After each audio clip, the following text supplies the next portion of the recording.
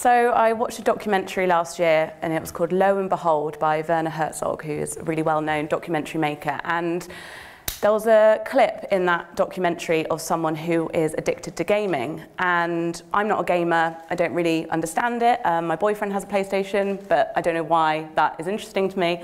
I don't think it would be. I just hear kind of gunshots going off in the front room and hope it's okay in there. And what really shocked me, actually, was the fact that rehab centres for gamers are growing around the world. And this is a part in the documentary, interviewing someone in a rehab centre. And there was a poignant moment for me where he admits the moment I knew I had to go to rehab was when I spent more time in the virtual world than in the real world. That was sort of the line that he said. He said, I spent more time with a virtual girlfriend. I spent more time with virtual food. You know, everything was kind of really intense, and he would look up and think, oh, I haven't eaten for 10 hours. And this was shocking to me, and this is where I confess I sort of judged that person a bit. I thought, how does it get to that? How do you spend more time in an online world than in the real world? That's insane. Then I went home and thought about it a bit more, and I realized I do that. I spend more time in an online world than a real world. And you know, if I really want to kind of think about the way I use social media, and let's be clear, I'm only doing a TEDx talk because I'm really good at social media. I've been blogging for nearly 8 years, and I got a book deal with Penguin out of my book, you know, out of my blog, and you know, social media is my whole career. How can I knock that? But there's definitely been times where I've cancelled on a friend because I want to live tweet the bake-off.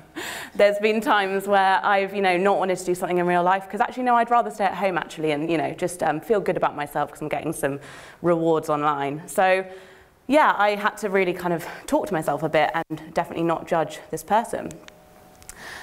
There's an app called Moment out at the moment, which a lot of the media have been talking about, where you can actually clock how long you spend on your phone or how many times you even touch your phone or unlock your phone. This guy is lying. He has not been on his phone for 10 minutes. Who's on his phone for 10 minutes? No. Don't believe that. This is just a stock image. I downloaded the app, and I had 100% off the scale addiction of my phone. I check my phone 350 times a day. But this is the stat of people who touch their phones. This is a kind of an average stat of everyone. Over 2,600 times we touch our phone. It might not be that we're going to look at it, but it's just, it needs to be on the table while we're having dinner. We need to stroke it. It needs to be there. 92% of young people are online daily. Not a shocking stat. Yeah, we're all online, fine, whatever. That doesn't shock me. And 24% is the growing statistic, and this will go up and up and up, of young people who are online constantly. That is the kind of quote of this stat, online constantly. And to me, that says they're online every day, just like this gaming addict. And when we think about games, and there's one game that is really true to my heart, because you know I played it when I was little, is Mario Kart and collecting those golden coins. When I think about the way I use social media, that is the way I use it. Every like I get, every follower I get, I have the same rewards that it gives me. But this talk actually isn't about internet addiction, although I could talk about that for ages. I could talk about dopamine, I could talk about the rush that we get, I could talk about how amazing it feels when someone says you're good at something. I'm going to be checking that TEDxHull hashtag afterwards. I'm going to be looking at that. But, and it feels good. You know, affirmation is a good thing. It makes us feel really good about ourselves. But what I find interesting about the statistics and what this talk is about is our online selves. And when we're touching our phones, when we're looking at our phones, what we're doing is we're checking in with that person that we've created, that person that I am on Twitter, that person that you are on Instagram. That's another part of you. And as Helen was saying just now, it's all very new. So this concept of who we are on the internet is actually very, very new. Twitter and Facebook, 8 and 10 years old they are. So our online selves, our social media selves, that's how old they are too. They're still growing, and they're still someone that we don't know very well. There's a book called Virtually You. It's one of the only books really out there at the moment that's talking about what this means, what it means to have another self. Because right now I'm a little bit nervous, and I'm talking in front of a stage, and this is not me in the pub, but this is me, part of me. And I'm not the same as my boyfriend as I am with my mum, as I am with my dad, as I am with my nephews. But what I am is myself, and we have different parts of ourselves. The problem with an online self is we're watering ourselves down a bit. I look at what I'm saying, I don't want to offend anyone, and I will edit a Facebook status. I will make sure my grammar's right. I will spend so much time curating who this person is, and if you look at my Instagram, she's having a great time.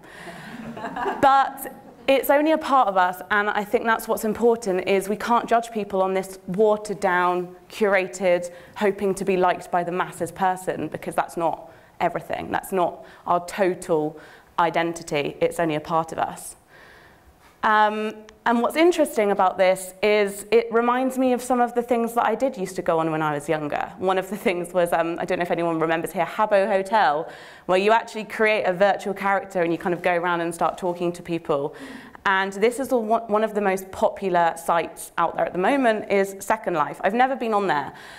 But what I do know is Second Life means you are separate, and I don't want to be separate. I want to just be me. And I think what's important is not having someone who feels separate from your life. Social media should enhance your real life, and it is a positive thing for me. I've met so many friends. I went on the Women's March in London, and there was millions of hashtags all around the world supporting that. I sign campaigns, I sign things that actually things can happen. You can get over 100,000 signatures by doing a tweet, gets taken and actually discussed in House of Parliament. It's amazing. But what scares me is when I go into this hole of wanting to be liked, wanting to be rewarded, and it's at the expense of my real life. It's at the expense of my real relationships, and that is what really scares me. So, when we think about this, what's really scary as well is the fact that there's a rise of people who want their legacy to be really good. We know that Facebook now gives you the option to have an heir to your page. You can nominate someone to look after it when you die, because let's make sure that profile picture's good. And that really made me think, and I actually write about in my book the positives of this. It's a modern day digital grieving kind of memorial space. I've had friends who, yeah, I do go to their Facebook page because they're not here anymore. And it's amazing to play a video of someone that's not around. Wow. But when we think about ourselves, I think that's where we can get a little bit narcissistic and a little bit kind of, do we care what people really see about us when we're not here anymore? Shouldn't we really be living? And I guess to leave on a positive, I don't want this to be grim at all. As I said, love social media. It's a very positive force in my life. But what I don't think is good is young people feeling that they have to have the answer, have to have an opinion, have to have a self that's so fully formed and shared, because we change. We're so different. We're multifaceted. We have so many sides of our personalities. And what Malcolm Gladwell always says is, if you're not contradicting yourself, you're not living. So let's not try to be perfect versions of ourselves online. Let's try not to be separate with who we are, because we're very kind of, with 3D, 4D, we're not just digital creatures living our lives. So to kind of wrap that up, I guess, yes, addicted to the internet. I've admitted it on this stage, but I'm also really aware that I want to be creative, I want to have a full life, and I don't want to just be having a good Facebook page when I die. Thank you.